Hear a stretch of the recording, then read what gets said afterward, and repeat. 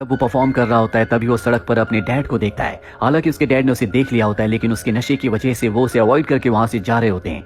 James भागता हुआ अपने डैड के पास जाता है और उन्हें बताता है कि मैंने नशा छोड़ दिया है, मैं पूरी तरह से इससे जल्दी बाहर आ जाऊंगा। पर उसके डैड उसकी बातों पर यकीन नहीं करते, क्योंकि इसी तरह के प्रोमिस वो कई बार कर चुका है। तभी वहाँ पर जेम्स की स्टेप मदर आ जाती है। दरअसल उसके डैड ने अब दूसरी शादी कर ली है और उसकी जो स्टेप मदर है वो उसे बिल्कुल पसंद नहीं करती। वो बिल्कुल नहीं चाहती कि जेम्स की छाया उसके बच्चों पर पड़े। जेम्स चाहता है कि उसके डैड क्रिसमस के दिन उसे घर पर इनवाइट करे और उसके डैड कहते हैं कि हम तुम्हें किसी और दिन बुलाएंगे। और जाने से पहले वो जेम्स को 20 पाउंड्स देते हैं। हालांकि जेम्स इन पैसों को नहीं लेना चाहता, लेकिन उसे पैसों की इस वक्त बहुत जरूरत है। और अब जेम्स अपने घर वापस आता है। वो देखता है कि उसके रूम के बाहर वही कैट है जिसे उसने सुबह छोड़ दिया था, और अब ये कैट जख्मी होती है, उसके शरीर से खून निकल रहा होता है, जो देखकर जेम्स बहुत ज्यादा परेशान हो जाता है। इसीलिए वो कैट को लेकर अपने पास के घर में जाता है जहाँ पर एलिजाबेथ नाम की एक लड़की रहती है। एलिजाबेथ जब कैट को देखती है तो वो कहती है कि इसे एंटीबायोटिक की जरूरत है, तुम इसे हॉस्पिटल ले जाओ। वो उसे एक विजिटिंग कार्ड देती है जो कि एनिमल्स की हॉस्पिटल का है। एलिजाबेथ पूछती है कि इस कैट का क्या नाम है। वो बताता है कि मैंने इसका कोई नाम नहीं रखा, ये मेरी कैट नहीं है। एलिजाबेथ उसका नाम बॉब रख देती है और अब वो बॉब को लेकर हॉस्पिटल पहुंच जाता है जहां पर बहुत ज्यादा भीड़ होती है। कुछ देर के बाद उसका नंबर आता है। डॉक्टर बॉब को पूरी तरह से चेक करके उसके घावों को साफ कर देती है और कहती है कि इसे तुम्हें दवा देनी पड़ेगी। जिसके बाद वो दवा लेने के लिए काउंटर पर जाता है, लेकिन दवा की कीमत 22 पाउंड्स होती है। लकीली उसके पास 22 पाउंड्स होते हैं, क्योंकि आज सुबह ही उसके डैड ने उसे 20 पाउंड्स दिए थे। हालांकि इन पैसों से वो कई दिन तक खाना खा सकता था, लेकिन उसे बॉब की बहुत ज्यादा चिंता होती है। इसीलिए बिना कुछ सोचे समझे वो उसके लिए दवा लेकर घर वापस आ जाता है। जेम्स इस बात से भी बहुत परेशान होता है कि आज वो वेल से मिलने नहीं गया। दरअसल वेल के साथ उसका अपॉइंटमेंट था। घर आने के बाद वो बॉब को दवा खिलाने की कोशिश करता है, पर बॉब दवा नहीं खाता। इसीलिए वो बॉब को लेकर एलिजाबेथ के पास जाता है। एलिजाबेथ बहुत आराम से, बहुत प्यार से बॉब को दवा खिला देती है, जो देखकर जेम्स को बहुत खुशी होती है। वो एलिजाबेथ से बहुत सारी बातें करता है और बातों के दौरान उसे पता चलता है कि एलिजाबेथ नशा करने वाले लोगों से बहुत नफरत करती है। इसीलिए वो एलिजाबेथ को अपने बारे में कुछ नहीं बताता। वो सिर्फ इतना ही कहता है कि मैं एक म्यूजिशियन हूँ, मैं गाना गाकर पैसे कमाने की कोशिश करता हूँ। अगले दिन वो वेल के पास जाता है, जो बहुत गुस्से में होती है क्योंकि एक दिन पहले जेम्स को उससे मिलने आना था, उसका अपॉइंटमेंट था जो जेम्स ने मिस कर दिया। वो जेम्स से कहती है कि अगर तुमने इसी तरह से एक बार फिर किया तो तुम्हें जो रहने के लिए रूम दिया गया है वो तुमसे वापस ले लिया जाएगा। जेम्स उसे बॉब के बारे में और एलिजाबेथ के बारे में सब कुछ बताता है।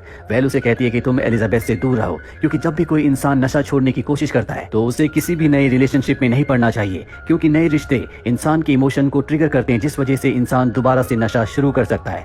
जेम्स उसकी बात मानकर वहां से निकल जाता है और अब कुछ हफ्ते बीत जाते हैं, जिसके बाद बॉब पूरी तरह से ठीक हो जाता है। जेम्स और बॉब अब बहुत अच्छे दोस्त बन चुके हैं। जेम्स बॉब से बहुत प्यार करता है और बॉब भी हमेशा उसके आने का इंतजार करता है। अब एक सुबह जेम्स जब अपने काम पर जाने के लिए बस पर चढ़ता है तो बॉब भी भागकर बस पर चढ़ जाता है, जो देखकर जेम्स को गुस्सा आता है। पर बस के जो पैसेंजर्स होते हैं वो बॉब को देखकर बहुत खुश हो जाते हैं। इसीलिए जेम्स बॉब को अपनी गोद में बिठा लेता है। जिसके बाद बस की जो कंडक्टर होती है वो बॉब के गले में एक फीता बांध देती है ताकि जेम्स उसे अपने कंट्रोल में रख सके। इसके बाद जेम्स बस से उतर जाता है, लेकिन बॉब इधर उधर जा रहा होता है, इसीलिए वो बॉब को अपने कंधे पर बिठा लेता है, जो देखकर बहुत सारे लोग जेम्स के साथ सेल्फी खींचते हैं। और आज जब वो परफॉर्म करता है तो बॉब की वजह से वहां पर बहुत सारे लोग खड़े हो जाते हैं जो उसकी परफॉर्मेंस देखते हैं, जिस वजह से उसे अच्छे खासे पैसे मिल जाते हैं। जेम्स आज बहुत खुश है क्योंकि पहली बार उसने एक दिन में इतने सारे पैसे कमाए हैं, जिन पैसों से वो अपने लिए और बॉब के लिए अच्छा खाना खरीदता है। अगली सुबह एक बार फिर से वो बॉब को अपने साथ ले जाता है और अब उसका ये रोज का रूटीन है। वो बॉब को अपने कंधे पर बैठाकर परफॉर्म करता है। बहुत सारे लोग उसकी परफॉर्मेंस देखते हैं, जिससे उसे अच्छे पैसे मिलते हैं। एक दिन उसका वही दोस्त जो उसके साथ नशा किया करता था वो उसके पास आता और कहता है कि मुझे कुछ पैसे दे दो। जेम्स उसे कुछ पैसे देते हुए कहता है कि इन पैसों से खाना खाना, इससे नशा मत करना। उसका दोस्त पैसे लेकर वहां से चला जाता है और अब हर रोज की तरह जेम्स अपने बॉब के साथ परफॉर्म करता है। बॉब अब उसके गिटार पर बैठता है, जिस वजह से बहुत सारे लोग इनकी परफॉर्मेंस देखते हैं। जेम्स के पास अब खाने पीने के अच्छे खासे पैसे रहते हैं। एक रात को जब वो सबवे से जा रहा होता है तभी वो देखता है कि वहां पर उसका वही दोस्त जो उससे पैसे लेकर गया था वो बेहोश पड़ा है। दरअसल उसने नशा कर लिया था और डोज बहुत ज्यादा हैवी होने की वजह से वो अपनी सेंसेस खो चुका है। यहाँ पर एलिजाबेथ भी आ जाती है और ये दोनों मिलकर उसे हॉस्पिटल ले जाते हैं। जिसके बाद एलिजाबेथ जेम्स को बताती है कि मेरे भाई को भी नशे की आदत थी और नशे की वजह से उसकी मृत्यु हो गई, इसीलिए मैं नशा करने वालों को बिल्कुल पसंद नहीं करती। जेम्स जो कि एलिजाबेथ को बहुत पसंद करता है वो उसे अपनी जिंदगी की सच्चाई नहीं बता सकता कि वो भी नशे का आदी है। है, लेकिन अभी दवाओं की वजह से वो नशा नहीं करता। अगले दिन वो वेल से मिलने जाता है और कहता है कि मेरी जो दवा की डोज है मैं उसे पूरी तरह से खत्म करना चाहता हूँ। वेल उसे समझाती है कि अभी ये सही वक्त नहीं है, तुम्हें कुछ दिन और इंतजार करना चाहिए। दरअसल उसकी दवा की जो डोज होती है उसकी मात्रा अब पहले से बहुत कम हो चुकी है, पर जेम्स अब इसे पूरी तरह से खत्म करके एक नॉर्मल इंसान की तरह जीना चाहता है। और अब क्रिसमस का दिन आ जाता है। वो एलिजाबेथ के साथ अच्छा टाइम स्पेंड करता है। एलिजाबेथ उसे एक पेंटिंग गिफ्ट करती है और जेम्स उसे गाना गाकर सुनाता है, जिसके बाद वो बॉब को लेकर अपने डैड के घर जाता है, जहाँ पर उसकी स्टेप सिस्टर्स होती हैं जो जेम्स से बहुत बदतमीजी करती हैं। और यहाँ पर अब जेम्स के डैड भी उसे यहाँ से जाने के लिए कहते हैं। हालांकि वो उन्हें समझाने की कोशिश करता है कि वो नशे से अब पूरी तरह से दूर है, पर उसके डैड नहीं चाहते कि जेम्स उनके घर पर आए। तभी बॉब उसके कंधे से उतरकर घर पर भागने लगता है, जिससे वो बहुत सारी चीजें गिरा देता है। अब यहाँ पर जेम्स की स्टेप मदर भी आ जाती है, जो देखकर बहुत गुस्से में आ जाती है कि बॉब ने घर में चारों तरफ बहुत सारी चीजें गिरा दी है। इसीलिए जेम्स को यहाँ से जाने के लिए कहती है, जिसके बाद जेम्स यहाँ से चला जाता है। अगले दिन जब वो परफॉर्म कर रहा होता है तभी वहाँ पर एक शरारती बच्चा आता है, जो जानबूझकर अपने डॉग से जेम्स के बैग के ऊपर पी करवाता है। वहाँ पर खड़े लोग उस बच्चे पर बहुत गुस्सा करते हैं, जिस वजह से वहाँ पर शोर शराबा हो जाता है। पुलिस आकर जेम्स को पकड़ कर ले जाती है, जिसके बाद वेल उसे छुड़वाने के लिए आती है। सीसीटीवी कैमरे की फुटेज से पता चल जाता है कि जेम्स की कोई गलती नहीं है, पर उसकी वजह से शहर की शांति भंग हुई। इसीलिए जेम्स को कहा जाता है कि तुम अगले 6 महीनों तक सड़क पर परफॉर्म नहीं कर सकते।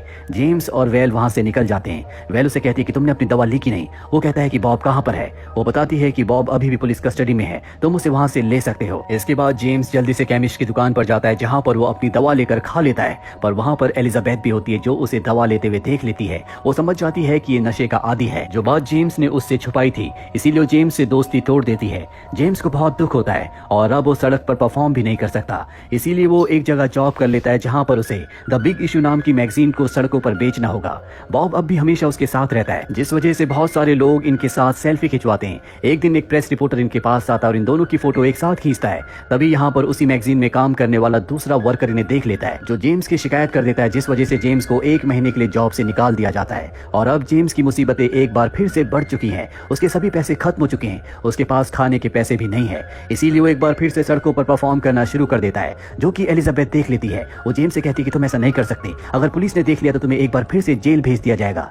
जेम्स को यहाँ पर एहसास हो जाता है कि एलिजाबेथ को अब भी उसकी परवाह है, यानी कि वो अब भी जेम्स को पसंद करती है। अब किसी तरह से 1 महीना गुजर जाता है, जिसके बाद जेम्स को एक बार फिर से मैगजीन बेचने की जॉब मिल जाती है। यहाँ पर एक लेडी उसके पास आती है और कहती है कि मैं तुम्हारी कैट को खरीदना चाहती हूँ, लेकिन जेम्स साफ साफ मना कर देता है, क्योंकि बॉब के अलावा उसका इस दुनिया में और कोई नहीं है। तभी वहाँ पर एक डॉग आता है, जो जोर से भौंकता है, जिस वजह से बॉब डर जाता है और उसके कंधे से कूद कर भाग जाता है। जेम्स उसका पीछा करता है, लेकिन उसे बॉब का कुछ पता नहीं चलता।